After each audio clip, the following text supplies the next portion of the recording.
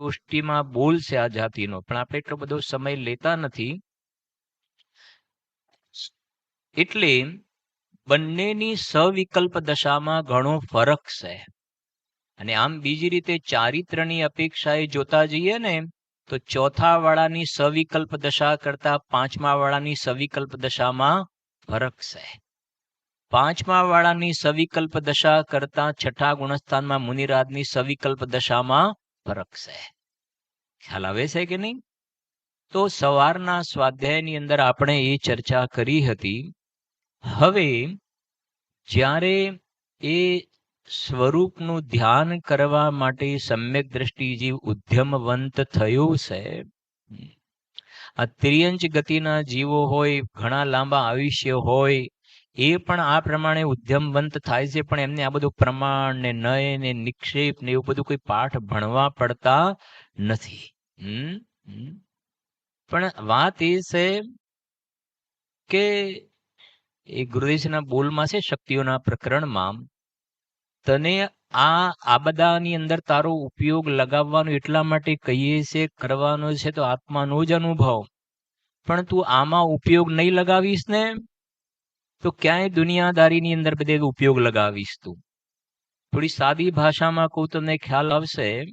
બીજી રીતે કહીએ તો કે ત્રિયંચોને ઘર કેવું બનાવવું એવો વિકલ્પ ખરો?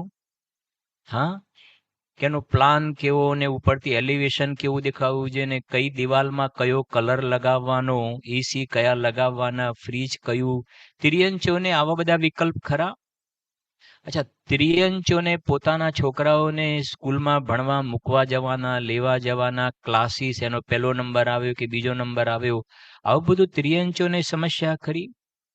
એમના છોકરાઓ મોટા થઈ જાય તો એમના લગ્ન કરાવવાની ચિંતા, અને પછી શું આપીશું અને ક્યાં ફંક્શન કરીશું, આ બધું તિર્યંચોને ખરું બધું? હવે તારે કેટલા બધા લાકડા અંદરમાં પડેલા છે. હા, એટલે અમે તને કહીએ છીએ કે તારે 4-6 કલાકનો સ્વાધ્યાયની દોરીએ જોડાયેલા રહેવા. તિર્યંચોને આ બધા શલ્ય નથી, એટલે એને આ વાત મળશે અને ગરજુ છે તો ફટાક દઈને કામ કરી લેશે. ઊંધું નહીં વિચારતા કે અમે ત્રિયંચમાં જઈને સમ્યક દર્શન કરીશું. સમજાય છે કે નહીં? હા, હવે એ બધો અલગ છે. આખી બધી વાતો કે ત્રિયંચમાં જઈને હવે ત્યાંથી નીકળવું, ત્રિયંચમાં એ ભૂલમાં તારી બટન દબાઈ ગયું ને નિગોદમાં પહોંચી ગયો તો સમજાય છે કે નહીં? એકેન્દ્રીયમાં પહોંચી ગયો તો અસંખ્યાત પુદ્ગલ પરાવર્તન લાંબો કાળ કહ્યો છે. હા, એટલે સમજો જરાક હવે આગળ કે સમ્યક દ્રષ્ટિ જ્યારે ઉપયોગ અંદરમાં ગયો, હવે સવારે ભણ્યા પ્રમાણ નય નિક્ષેપના વિકલ્પો ચાલ્યા ગયા, અને જ્યારે ઉપયોગ અંદરમાં ચાલ્યો ગયો એ વખતે શું સ્થિતિ છે સાંભળજો. વળી જે જ્ઞાન આવી ગયું સ્ક્રીન પર, પેજ નંબર 349.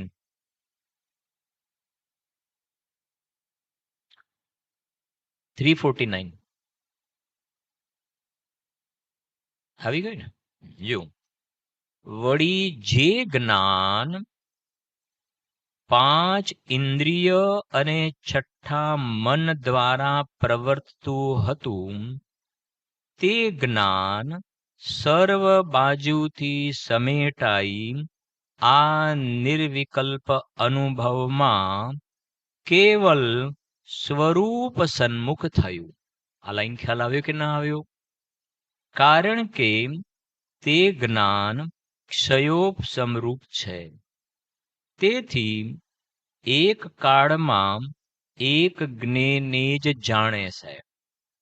તે જ્ઞાન સ્વરૂપ જાણવાને પ્રવર્ત્યું ત્યારે અન્યને જાણવાનું સહેજ જ બંધ થયું. ત્યાં એવી દશા થઈ કે બાહ્ય અનેક શબ્દ આદિક વિકાર હોવા છતાં પણ સ્વરૂપ ધ્યાનીને તેની કાંઈ ખબર નથી. એ પ્રમાણે મતિ જ્ઞાન પણ સ્વરૂપ સન્મુખ થયું. વળી નયાદિકના વિચારો મટવાથી શ્રુત જ્ઞાન પણ સ્વરૂપ સન્મુખ થયું. શું કહેવું છે આ પેરાની અંદર સમજો કે આ જે પહેલી લાઈન લખી છે ને, વળી જે જ્ઞાન, તો જે જ્ઞાન એટલે મતિ જ્ઞાન અને શ્રુત જ્ઞાન. કયું જ્ઞાન? મતિ જ્ઞાન અને શ્રુત જ્ઞાન. અને આ સમ્યક દ્રષ્ટિ જીવનું મતિ જ્ઞાન અને શ્રુત જ્ઞાન. બરાબર.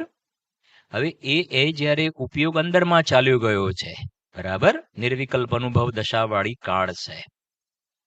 જે જ્ઞાન 5 ઇન્દ્રિય અને 6ઠા મન દ્વારા પ્રવર્તું હતું. બરાબર, જુદું પાડતા જજો, તમારે સરળ થતું જશે.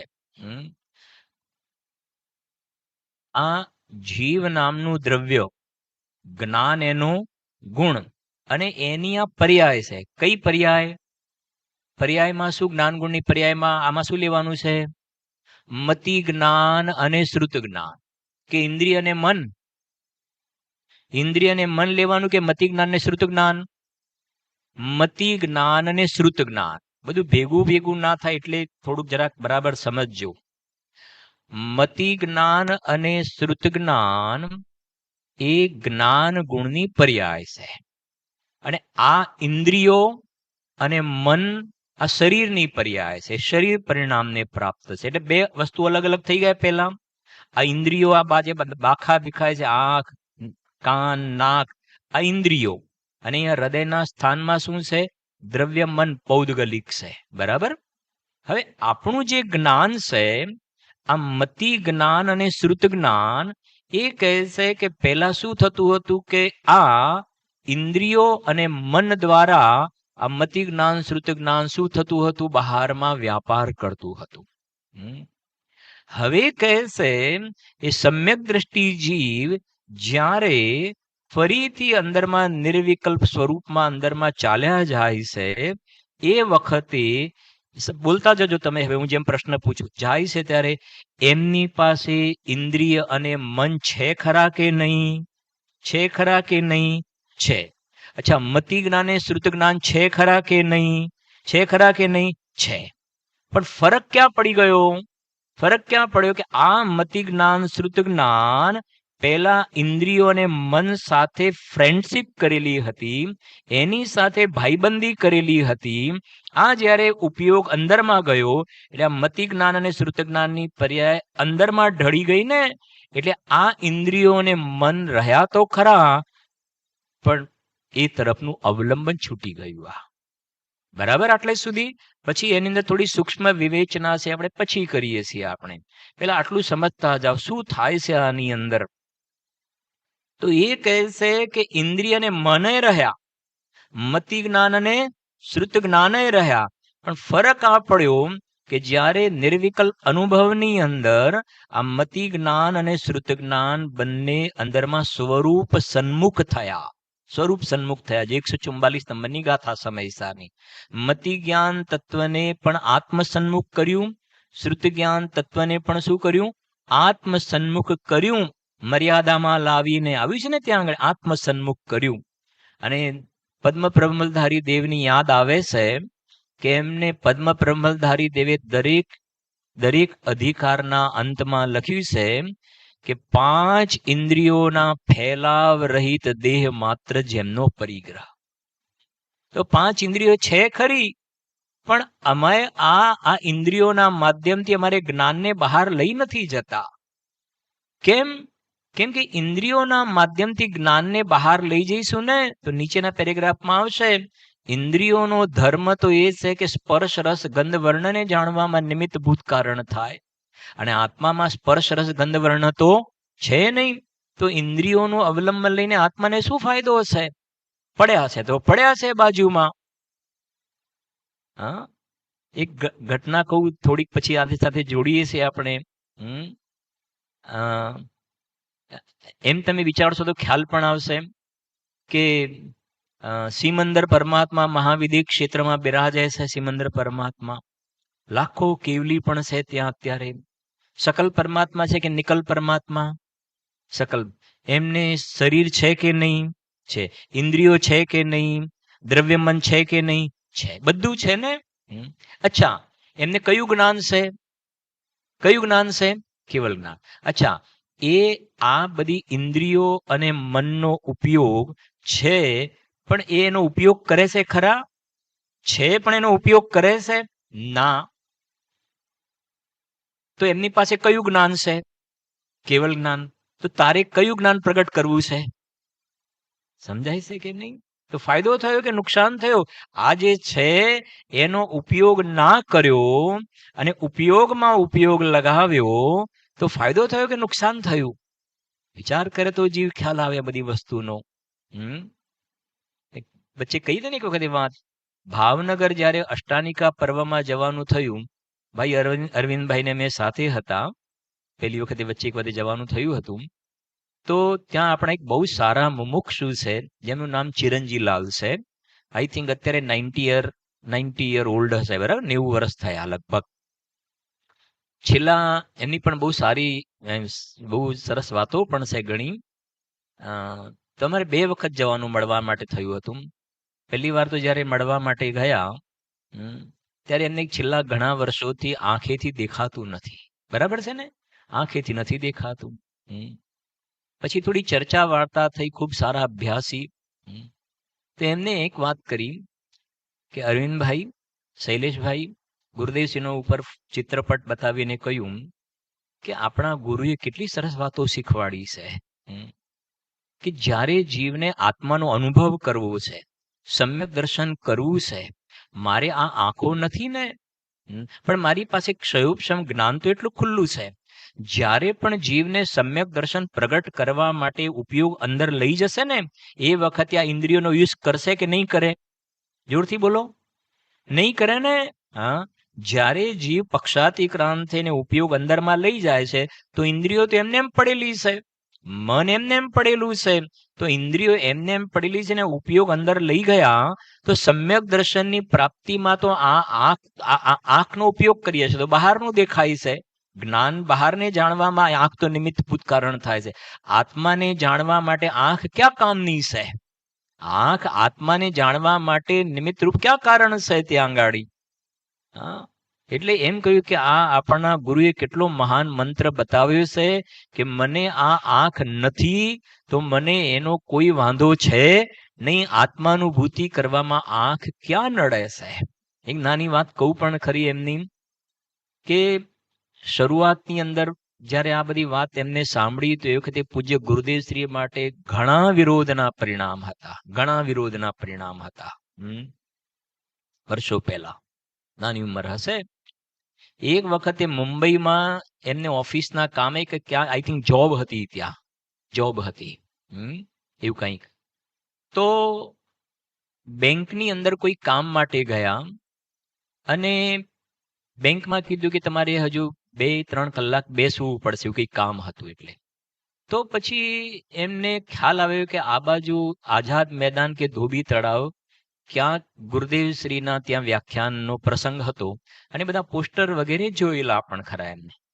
એટલે એ જે ગુરુદેવશ્રી માટે જે શબ્દો બોલ્યા હતા ને એ આપણા કેવી રીતે કહી શકીએ આપણે, મતલબ અંદરમાં એવો કહેવાય ને તિરસ્કારનો ભાવ હતો કે આજે જરા જોવું તો ખરો કે કેવો ખેલ કરે છે. સમજાય છે કે નહીં? હા, આજે જરા જોવું, એવી જાતિના અંદરમાં પરિણામ હતા. અને કે પહેલેથી મારી એવી હેબિટ હતી કે સભાની અંદર ફર્સ્ટ લાઈનમાં જ બેસવાનું, પહેલી લાઈનમાં બેસવાનું.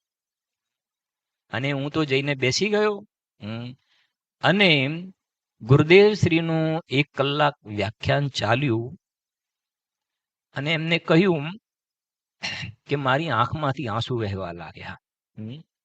અને ગુરુદેવશ્રીને જેવો સ્વાધ્યાય પૂરો થયો ને પછી ગુરુદેવશ્રીના ચરણ કમળમાં જઈને આંખમાંથી આંસુની ધારા એમના ત્યાં ગાડી એ પ્રમાણે કે આ જીવ આવો કે છે પવિત્ર જીવ કે જે જગતના બધા જીવોને ભગવાન તરીકે, પરમેશ્વર તરીકે બોલાવે છે, જોવે છે. અને મેં કોઈ પણ જાતિનો વિચાર કર્યા વગર આવી જાતિના વિરોધના પરિણામ કર્યા. આ મેં કેટલું ખોટું કાર્ય કર્યું. પછી દર શનિ રવિ એ વખતે 26 રૂપિયાની કે 126 રૂપિયાની ટિકિટ હતી મુંબઈથી ભાવનગરની પ્લેનમાં. તો કે દરેક શનિ રવિ થોડાક વર્ષો સુધી કે થોડાક મહિના સુધી મારે ત્યાં રહેવાનું હતું, તો સ્પેશિયલ બોમ્બે થી ત્યાં ભાવનગર આવું, શનિ રવિ પૂજ્ય ગુરુદેવશ્રીના પ્રવચનનો લાભ લઉં અને પાછો જતો હતો. મારે ખાલી, અને આજે લગભગ સમજો ને આટલા બધા વર્ષ થયા, તો એક વખત જીવ ન્યુટ્રલ મધ્યસ્થ થઈને આ બધી વાતો સાંભળે તો ખબર પડે આ મહાપુરુષ તો બધાને ભગવાન તરીકે જોવે છે ને ભગવાન તરીકે બોલાવવા વાળા છે. એવા તો કેટલાય અઢળક જીવો છે કે શરૂઆતમાં વિરોધના પરિણામ હોય અને જેની કાળ લબ્ધિ પાકી ગઈ હોય, હોનહાર ભલી હોય, અને જ્યાં સાંભળ્યું ને અરે આ તો ગજબની વાત છે, એવા પરમ ભક્ત થઈ ગયા કે ન પૂછો વાત.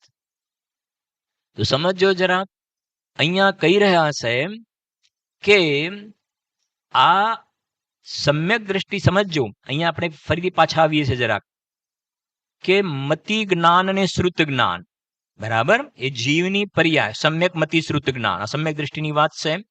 અને આ બાજુ ઇન્દ્રિયને શું છે? મન.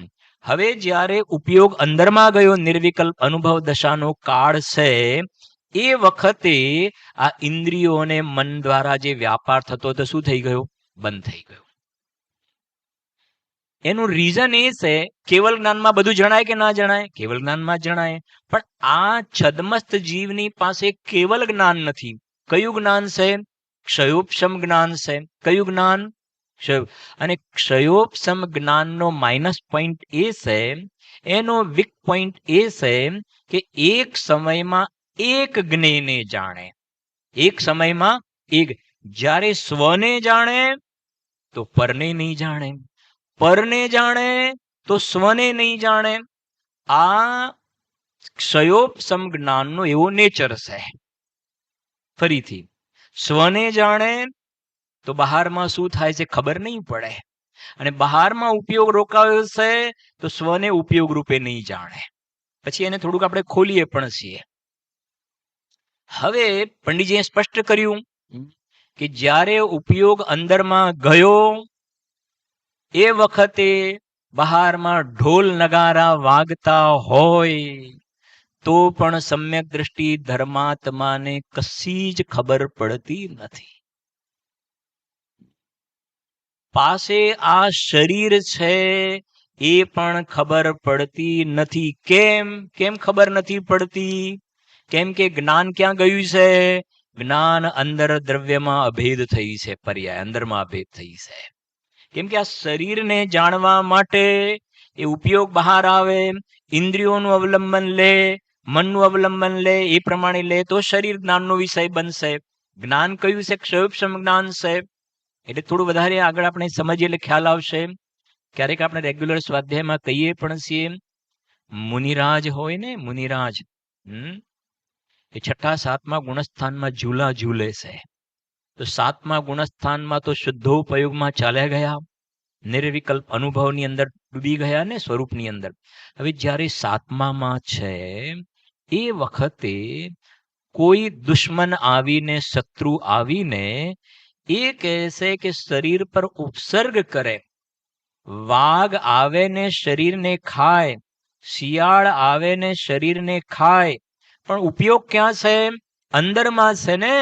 એ વખતે બરાબર સમજજો, એ વખતે એમના શરીરને કોણ ખાઈ રહ્યું છે? શરીર છે એ તરફ એમનો ઉપયોગ છે જ નહીં. એમના જ્ઞાનનો વિષય જ નથી બનતું. શું કહ્યું મેં? જ્ઞાનનો વિષય જ નથી બનતો. જ્ઞાનનો વિષય તો દ્રવ્ય બની ગયું છે. એ તો અંદરમાં આનંદની મોજ કરે છે. હા, પેલો જે વાઘ સિંહ છે ને, આ માંસનું સેવન કરવામાં, ઇન્દ્રિય સુખમાં મોજ માને છે, અને મુનિરાજ અંદરમાં પોતાના ચૈતન્ય ભાગમાં મોજ કરે છે. સમજો. હવે ઉપયોગ છઠ્ઠામાં, સાતમામાંથી છઠ્ઠામાં આવ્યા. જેમ કે શ્રેણીક રાજા મહારાજ, એ યશોધર મુનિરાજ, ઉપયોગ બહાર આવ્યો અને જોયો કે અહીંયા શું લાગેલું છે? સર્પ લાગેલો છે. તો છઠ્ઠામાં આવ્યા ને ઉપયોગ બહાર આવ્યો તો આ જ્ઞાનનો વિષય બન્યો, જેને ઉપયોગ રૂપ પર પ્રકાશક, પછી કહીએ છીએ ઉપયોગ રૂપ પર પ્રકાશક. અને પાછા મુનિરાજ ક્યાં ચાલ્યા ગયા? અંદરમાં ચાલે. ઉપયોગ રૂપ સ્વપ્રકાશક, ઉપયોગ રૂપ સ્વપ્રકાશક અંદરમાં ચાલ્યા ગયા ને. એટલે હમણાં થોડાક સમય પહેલા તો પેલો સર્પ આમ, હવે ઉપયોગ અંદરમાં ચાલ્યો ગયો ને, ભૂલી ગયા. ઇષ્ટોપદેશમાં ગાથા છે આ, સમજાય છે કે નહીં? ગાથા છે ઇષ્ટોપદેશની અંદર, તુરત જ ભૂલી જાય. આવું એક લાઈન છે. શું લખ્યું? અને અને એના માટે તમે સમયસારની 5મી ગાથા જોશો ને તો લખ્યું છે ને, પહેલી લાઈનમાં એમને એમ લખ્યું કે દર્શાવું એક વિભક્ત આત્મા તણા નિજ વિભવથી. પછી બીજી લીટીમાં શું લખ્યું? દર્શાવું તો, દર્શાવું તો, દર્શાવું તો કરજો. કેમ કે અમે અંદરમાં ડૂબી જઈએ ને, અને પછી ઉપયોગ બહાર ન આવ્યો તો બસ વાત પૂરી થઈ ગઈ. હા, દર્શાવું તો ભૂલી ગયા અમે, એમ કહે છે. એ લખ્યું છે ત્યાં, મુનિરાજ છે કાંઈ કર્તવ્ય છે અને પાછા અંદર જાય તો તરત જ શું થાય છે? ભૂલી જાય છે. એટલે ખાસ અત્યારે આપણે આ સમજી રહ્યા છીએ. સમજજો, ફરીથી રિપીટ કરું છું એક સ્ટેપ આગળ લઈને, કે જ્યારે મુનિરાજ 7મા ગુણસ્થાનમાં છે અને કોઈ વાઘ સિંહ આવીને શરીરને ભક્ષણ કરે છે, તેમના જ્ઞાનનો વિષય નથી બનતું. અને એમને શ્રેણી માંડી, શપક શ્રેણી માંડીને કેવલ જ્ઞાન લીધું. અને જ્યાં કેવલ જ્ઞાન લીધું ને, તો કેવલ જ્ઞાન લીધું તો પછી ઉપસર્ગનો પ્રશ્ન રહ્યો નહીં ત્યાં ગાડી. એવી જાતિનો આપણે ગુણસ્થાનમાં ભણ્યા છે ને, પ્રશસ્ત પ્રકૃતિઓનો અનુભાગ વધતો જાય છે, અપ્રશસ્ત પ્રકૃતિઓનો અનુભાગ ઘટતો જાય છે. એ પ્રમાણે કુદરતી ઓટોમેટિક શરીર પરમ ઔદારિક થઈ જાય છે, પરમ ઔદારિક. અને થયું કેવલ જ્ઞાન. અને કેવલ જ્ઞાન થયું ને પછી હમણાં થોડાક સમય પહેલા આ શરીર હતું અને આ વાઘ અને સિંહ શરીરને ખાતા હતા. એ કહે છે સહજ એમની જ્ઞાનની સ્વચ્છતામાં જણાઈ જાય છે. એ સંબંધનું જ્ઞાન થઈ. ક્યારે? કેવલ જ્ઞાન થયું ત્યારે. જે વખતે પેલા ખાતા હતા ને એ વખતે તો અંદરમાં ઉપયોગ હતો. વાત સમજાય છે કે નહીં? હા, એટલે અહીંયા ખાસ એક વાત આ કહી છે. જો ફરી પેરેગ્રાફ વાંચું છું આખું.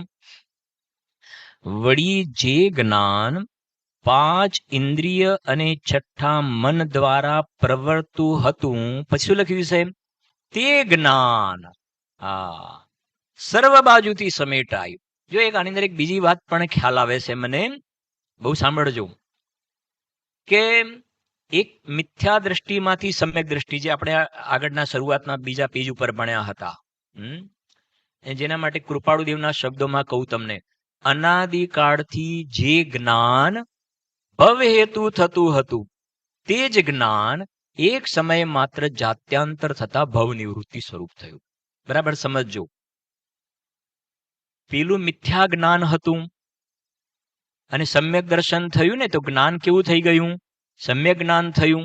બરાબર, સમ્યક જ્ઞાન થઈ ગયું. પછી સમ્યક જ્ઞાન થી મિથ્યા જ્ઞાનમાં, આનો શબ્દ ભાષામાં આપણે આ પ્રમાણે બોલાય, પણ ભાવ એનો સમજવાનો. અનાદિકાળથી જે જ્ઞાન ભવ હેતુ થતું હતું, તે જ જ્ઞાન, એટલે પર્યાય બદલાઈ ગઈ, તે જ જ્ઞાન એક સમય માત્ર જાત્યાંતર થતા ભવ નિવૃત્તિ સ્વરૂપ થઈ ગયું. બરાબર.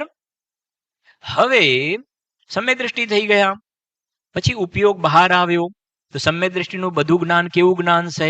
સમ્યક જ્ઞાન.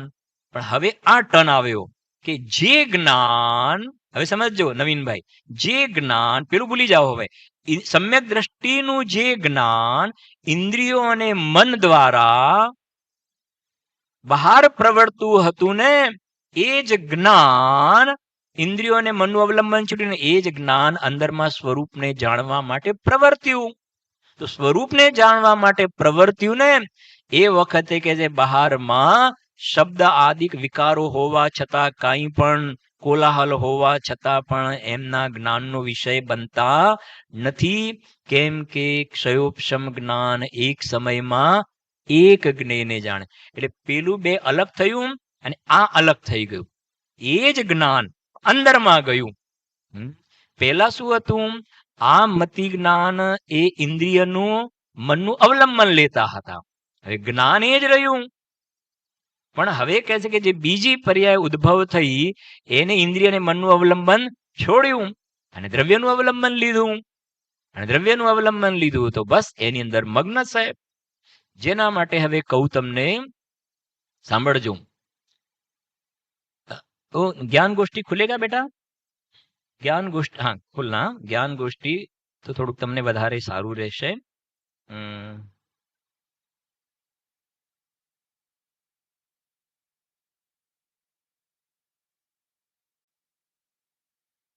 पेज नंबर 122 खोलना.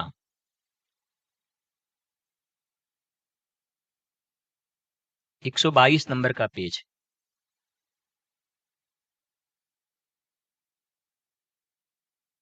392 नंबर का बोल है, पेज नंबर 122.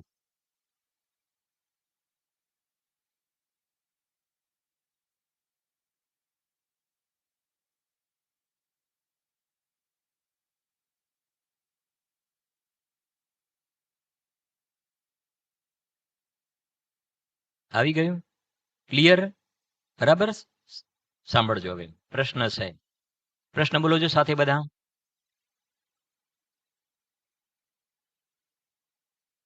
સમ્યક દ્રષ્ટિનો ઉપયોગ પરમાં હોય ત્યારે સ્વપ્રકાશક છે?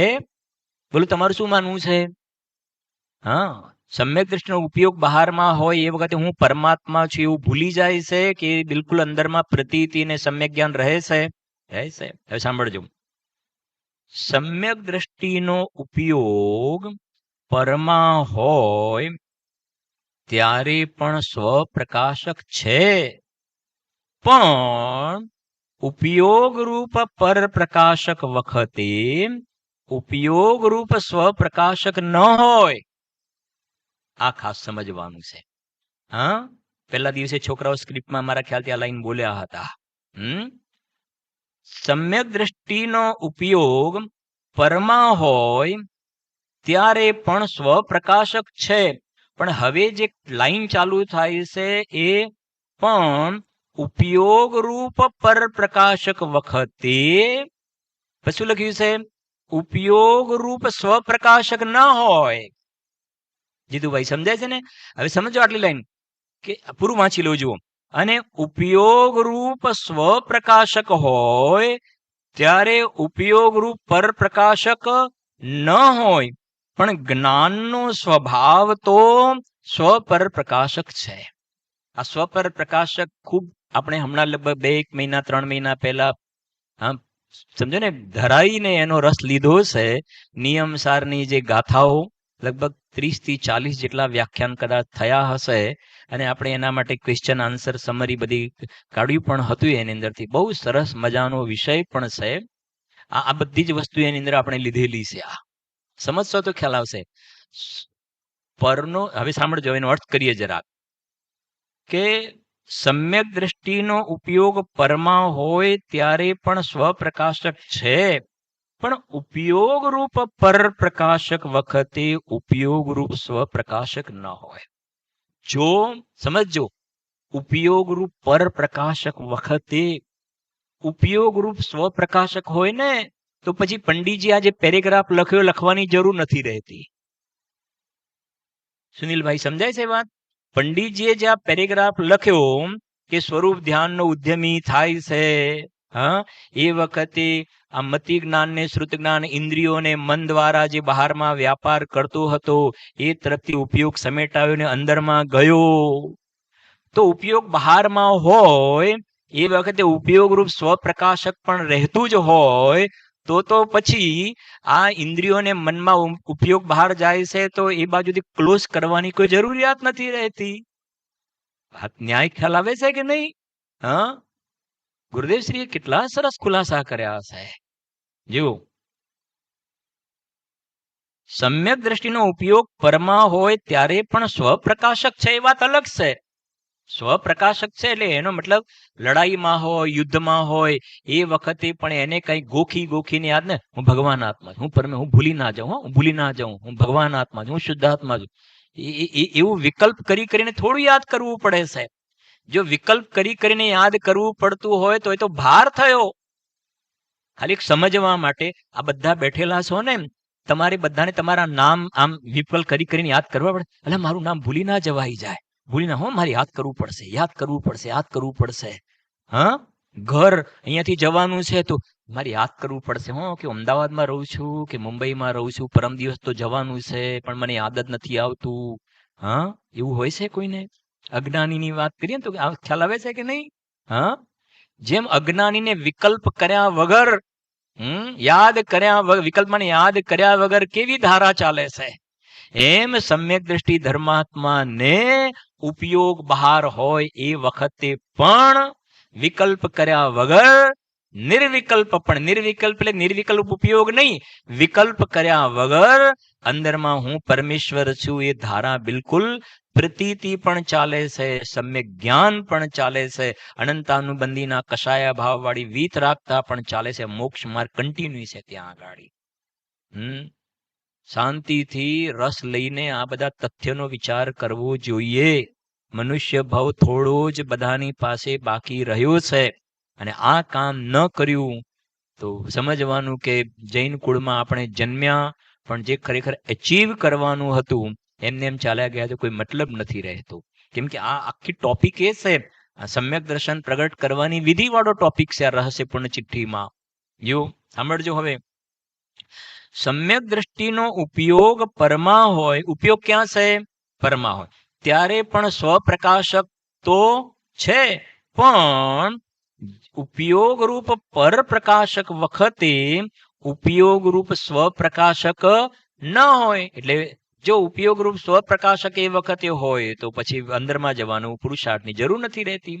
હવે બીજી વાત, અને ઉપયોગ રૂપ સ્વપ્રકાશક હોય ત્યારે ઉપયોગ રૂપ પર પ્રકાશક ન હોય. જે પંડિતજી કહી રહ્યા છે આગળ, ક્ષયોપશમ જ્ઞાનની એટલી વીકનેસ છે કે ઉપયોગ રૂપ સ્વપ્રકાશક છે એ વખતે બહારમાં ગમે તેવા પ્રકારના કોઈને ઢોલ નગારા વાગતા હોય, વાજા વાગતા હોય, અને આવે છે ને મતિ જ્ઞાનના ભેદ બહુ બહુવિધ આવે છે કે નહીં? ગણધર દેવને એટલું સામર્થ્ય હોય છે ગણધર દેવનું કે એક સાથે આટલા પશુ પક્ષીઓના અવાજ થતા હોય, માણસોના અવાજ થતા હોય, એ બધાને એક સમયમાં શું કરે, બધાને સાથે જાણે એવી ગણધર દેવની તાકાત છે. પણ એ કહે છે કે ઉપયોગ જ્યારે અંદરમાં ગયો ને, ઉપયોગ જ્યારે અંદરમાં ગયો તો ક્ષયોપશમ જ્ઞાનમાં એ કે ઉપયોગ અંદરમાં ગયો એ વખતે એક પક્ષીનો અવાજ પણ નહીં પકડાય, એક મનુષ્યનો અવાજ નહીં પકડાય. આ એ કહે છે ઉપયોગ રૂપ સ્વપ્રકાશક હોય એ વખતે ઉપયોગ રૂપ પર પ્રકાશક ન હોય. અને ઉપયોગ રૂપ ઉપયોગ રૂપ સ્વપ્રકાશક હોય ત્યારે ઉપયોગ રૂપ પર પ્રકાશક ન હોય, પણ જ્ઞાનનો સ્વભાવ તો સ્વપર પ્રકાશક જ છે.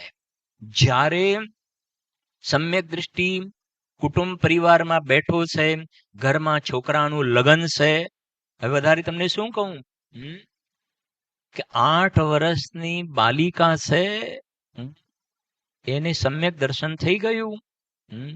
સમ્યક દર્શન થયું અને એ સમજો કે 20, 22, 23 વર્ષની થઈ અને લગ્ન પણ કરે છે. સમ્યક દર્શન થઈ ગયું છે, લગ્ન કરે છે. તો લગ્ન કરે છે તો એ લગ્ન કરવાથી લગ્ન જીવનની અંદર મને આનંદ મળશે ને મજા મળે છે માટે લગ્ન કરે છે, માટે લગ્ન કરે છે. એ તમારે ન્યાય લગાવવાનો કે એને આનંદ તો અંદરમાંથી આવે છે, એ જ સુખ ખ્યાલમાં છે, પણ અંદરમાં સ્વરૂપમાં સ્થિર રહી શકાતું નથી. માટે આવા લગ્નના પરિણામ આવે છે, પણ લગ્નના પરિણામથી કે આ પ્રમાણે એવું જીવન જીવવાથી મને એમાંથી સુખ મળશે એવી રંચ માત્ર સુખ બુદ્ધિ હોતી નથી. અને જે વખતે લગ્ન ચાલતું હોય, અરે બે સમ્યક દ્રષ્ટિ હોય, સમજાય છે કે નહીં? બે પેલો જે શું કહેવાય ને તમારે શું કહેવાય, વર અને કન્યા, વરે સમ્યક દ્રષ્ટિ હોય અને કન્યાએ સમ્યક દ્રષ્ટિ હોય, બંને અને ફેરા ફરતા હોય ને એ વખતે જાણે છે કે કઈ અન્ય તે આ મારો વર નથી, અને પેલો જાણે છે કે આ મારી કન્યા એ બધો વ્યવહારના કથન છે. હું એક શુદ્ધ એ જાણે છે, અભિપ્રાયમાં આ છે. હા, ચારિત્રનો દોષ છે તો લોક વ્યવહાર, અસદભૂત વ્યવહાર, એ પરિણામ, તો એ બધું છે એ પ્રમાણે, એનો નિષેધ નથી. પણ એ વખતે લગ્ન કરે છે એ જ વખતે જાણે છે કે આ પર છે. પોતાના વરને પણ શું જાણે છે? આ પર છે. અરે શરીરને પર જાણે છે, જહાં દેહ અપની નહીં. ખ્યાલ આવે છે કે નહીં? ઉપયોગ રૂપ પર પ્રકાશક વખતે આ પરને જાણતી વખતે પણ પરને પર તરીકે જાણે છે. ફરીથી સમ્યક દ્રષ્ટિ, ઉપયોગ અંદરમાં છે એ વાત બાજુમાં રાખો, ઉપયોગ બહારમાં હોય એ વખતે પરને જાણે છે ને, તો પરમાં ઉપયોગ લાગેલો છે કે પરને પરપણે જાણે છે, પરને સ્વપણે જાણતા નથી. માટે સ્વ પર પ્રકાશક જ્ઞાન ત્યાં બિલકુલ બરાબર એમનેમ ઊભું છે, એમનેમ જ ઊભું છે ત્યાં, એમાં વાંધો નથી આવતો. પણ જ્યારે ઉપયોગ રૂપ સ્વપરની વાત આવતી હોય તો આખો ટ્રેક બદલાય છે ત્યાં એમ છે. કેમ કે ઉપયોગ બહાર હોય અને કુટુંબ પરિવારમાં બેઠેલા હોય એ વખતે એમાં એકત્વ બુદ્ધિ કરી લેતા હોય, એવું નથી હોતું. જ્યારે અજ્ઞાનીની શું સ્થિતિ છે? હા, હવે બધું ક્યાં લાંબુ કરીશું? અજ્ઞાનીને તો લગ્ન કરવાના હોય ને, એના 1 વર્ષથી તો મંદિરમાં આવવાનું બંધ થઈ જાય. સમજાય છે કે નહીં? કે આવતી સાલ લગ્ન છે, આવતી સાલ લગ્ન છે. એટલે કોનું? છોકરાનું. સમજાય છે કે નહીં? એની માં ને બાપ ને અહીંયાથી ખરીદી, આ શોપિંગ કરવાનું છે ને, આ લાવવાનું છે ને, આ લાવવાનું છે ને, ફલાણું ને ઢીકણું. હા, એ તો એ કહે છે ને પરને જાણે છે. સમજો, એ પરને જાણે છે તો પરમાં તન્મય થઈને જાણે છે, એકત્વ બુદ્ધિ કરીને જાણે છે. એટલે એના માટે એમ કહેવાય કે મિથ્યા દ્રષ્ટિનું જે પરલક્ષી જ્ઞાન છે એ એકાંત પર પ્રકાશક જ્ઞાન છે. હું શું બોલ્યો? બોલો જો, જોરથી બોલો. એકાંત પર પ્રકાશક જ્ઞાન એટલે શું? સ્વના જ્ઞાન વગર પરનું જ્ઞાન. શું કહ્યું? સ્વના છૂટો પાડ્યા વગર પરનું જ્ઞાન. તો સ્વના જ્ઞાન વગર પરનું જ્ઞાન કરશે ને તો એમાં એકત્વ બુદ્ધિ, રાગ દ્વેષ, મારું તારું કર્યા વગર રહેશે નહીં. એટલે મિથ્યા દ્રષ્ટિને સ્વના જ્ઞાન વગરનું પરનું જ્ઞાન એકાંત પર પ્રકાશક જ્ઞાન મિથ્યા જ્ઞાન છે. અને સમજતા જજો. હવે પછી પૂરું કરીએ 2 મિનિટમાં. સમ્યક દ્રષ્ટિ જીવને સ્વના જ્ઞાનપૂર્વક પરનું જ્ઞાન એ વ્યવહાર. 2 વસ્તુ ડિફરન્ટ ખ્યાલ આવ્યો? ડિફરન્ટ ખ્યાલ આવ્યો બંનેનો? હા, સ્વના જ્ઞાનપૂર્વક પરનું જ્ઞાન એ શું? વ્યવહાર. સમ્યક દ્રષ્ટિ પણ એ જાણે કે ભાઈ આ મારું, આ બિલ્ડિંગમાં આ નંબર 3જા માળે મારો ફ્લેટ છે ને આ જગ્યા સોસાયટીમાં છે, જાણે. પણ સ્વના જ્ઞાનપૂર્વક પરનું જ્ઞાન છે, માટે શું છે? વ્યવહાર. જ્યારે અજ્ઞાનીને સ્વનું જ્ઞાન છે નહીં અને ખાલી પરનું જ્ઞાન છે, તો આ ઘર કોનું? એને જે રાગની લાડ પડે છે, સમજાય છે કે નહીં? એને જે અનંતાનુબંધી એટેચમેન્ટ છે એ મિથ્યા છે. ત્યાં ખ્યાલ આવે છે કે નહીં? એટલે સ્વના જ્ઞાનપૂર્વક પરનું જ્ઞાન તે વ્યવહાર, અને સ્વનું જ્ઞાન તે નિશ્ચય. સ્વનું જ્ઞાન તે નિશ્ચય, સ્વના જ્ઞાનપૂર્વક પરનું જ્ઞાન તે વ્યવહાર, અને સ્વના જ્ઞાન વગર પરનું જ્ઞાન તે મિથ્યાત્વ. ફરી તમારે જવાબ આપવાના છે હવે. સ્વના જ્ઞાન વગર પરનું જ્ઞાન તે મિથ્યાત્વ, સ્વના જ્ઞાનપૂર્વક પરનું જ્ઞાન તે વ્યવહાર, અને સ્વનું જ્ઞાન તે નિશ્ચય. આમ છે, એવી રીતે છે. બરાબર? જો હવે પેલો એના પછીનો પેરેગ્રાફ વાંચી લઈએ મોક્ષ માર્ગ પ્રકાશકમાં. એના પછીનો નિકાલ ના આવું રહસ્યપૂર્ણ ચિઠ્ઠી આવી ગઈ. હા, વળી જે જ્ઞાન 5 ઇન્દ્રિય અને 6ઠા મન દ્વારા પ્રવર્તું હતું તે જ્ઞાન સર્વ બાજુથી સમેટાયા નિર્વિકલ્પ અનુભવમાં કેવલ સ્વરૂપ સન્મુખ થયું. કારણ કે તે જ્ઞાન ક્ષયુપ સમરૂપ છે, તેથી એક કાળમાં એક જ્ઞેને જ જાણે છે. તે જ્ઞાન સ્વરૂપ જાણવાને પ્રવર્ત્યું ત્યારે અન્યને જાણવાનું સહેજ જ શું થયું? બંધ થઈ ગયું. ત્યાં એવી દશા થઈ કે બાહ્ય અનેક શબ્દ આદિક વિકાર હોવા છતાં પણ સ્વરૂપ ધ્યાનીને તેની કાંઈ ખબર નથી. તો કોઈના પ્રત્યે રાગ દ્વેષ કરશે? મારા જ્ઞાનનો વિષય જ નથી બનતા ને, ક્યાં રાગ દ્વેષ કરશે? અને કેવલ જ્ઞાન થાય ત્યારે જણાશે ને તો વિતરાગ થઈ ગયા હશે. એ પ્રમાણે મતિ જ્ઞાન પણ સ્વરૂપ સન્મુખ થયું. વળી નયાદિકના વિચારો મટવાથી શ્રુત જ્ઞાન પણ સ્વરૂપ સન્મુખ થયું. વિશેષ ચર્ચા છે આપણે આવતીકાલના સ્વાધ્યાયમાં કરીશું.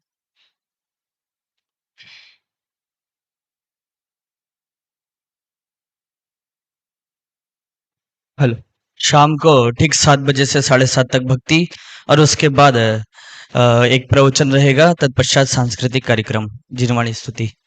निज निधि निज में बताई यह